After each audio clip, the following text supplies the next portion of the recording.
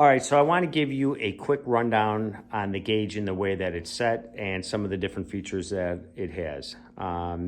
We did all your measurements on this smaller stand. I think it's the right size for the size part you sent in. If you have something bigger, we could talk about the next size up.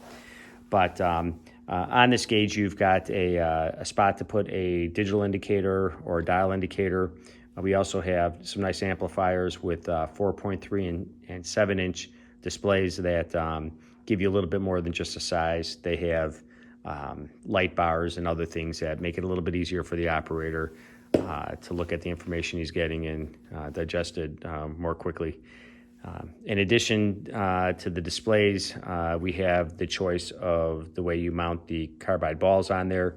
We talked about this version, which is typically used for smaller diameters, and this version, which is used for bigger diameters and outside dimensions. Again, for your application, this limited one, if we were to grind the backs of these off a little bit and grind the back of this off a little bit, we could actually use this for both the ID applications you have. Again, both your applications were IDs. The gauge can be set up for checking an ID or an OD. On the back here, there is this little disc. And this disc, if you loosen it, will put the gauge into neutral stage. Depending on which way you turn the gauge, if you turn it counterclockwise and lock it in place, you can see it is set up to check an outside diameter. So as your diameter gets bigger, it will come in and measure it. If you turn the disc in a clockwise direction, it is set up to check an internal diameter, and it is moving out in this direction at that point. The more you turn the disc, the more pressure the gauge has. You could control the pressure usually if it's a lighter part. If it is a thinner part, you'd want to go with less pressure. Your parts are big and heavy, so the additional pressure is helpful. The top of the stage is drilled and tapped with a series of holes. You could put mounting screws, guide screws or bolts anywhere inside of here that you want. You can move this back or forth in order to get the guide bolts to where they're at a position where it helps you figure out exactly which tooth you're going to be going into.